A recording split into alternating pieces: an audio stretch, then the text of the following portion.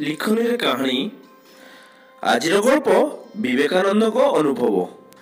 रामकृष्ण परमहंस पाखरे पहुंची विवेकानंद पचारिले ईश्वर अछंती बोली कि तर्क अछि। से एही प्रश्न सबू आस्तिक को पचारुथिले और तर्क से परास्त करुथिले।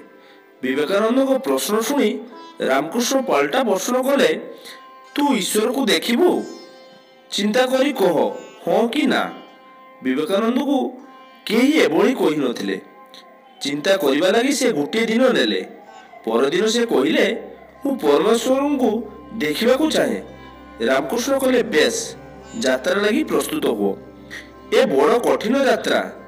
तू तर्क प्रिय तेणु तो लगी या आउरी कष्टकर। कारण परमेश्वर को देखिबा को हेले तोते प्रथमे निजको शून्य करिबा को हेबो, निजको मिलाई देबा को हेबो, तोर अहंकार को संपूर्ण निशेष करिबा को हेबो। ये गोटे साधना। मु जहा जहा कहली से सब हेउची परमेश्वर को देखिबार बाटो। सेतक दूर न हेले ईश्वर को देखि पारिबो नाही। विवेकानंद चली गले। निज तर्क उपरे तांकर प्रगाढ़ विश्वास थिला।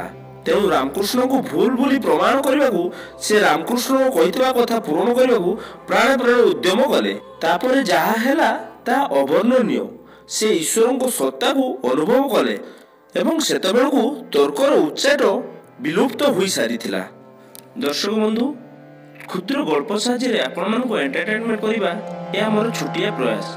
जदि कोनोसी उच्चारण भूल थाए ताहले मते क्षमा कर देबे। लेखनी रे कहानी गल्पटी आपण मानक भलो लागिथिले वीडियोटी को लाइक कर दियंतु, शेयर कर दियंतु एवं गल्पटी भलो लागिथिले किंबा खराब लागिथिले आपण माने कमेंट द्वारा हमकु जणांतु। आपण मानकर कमेंट आम पई बहुत गुरुत्वपूर्ण।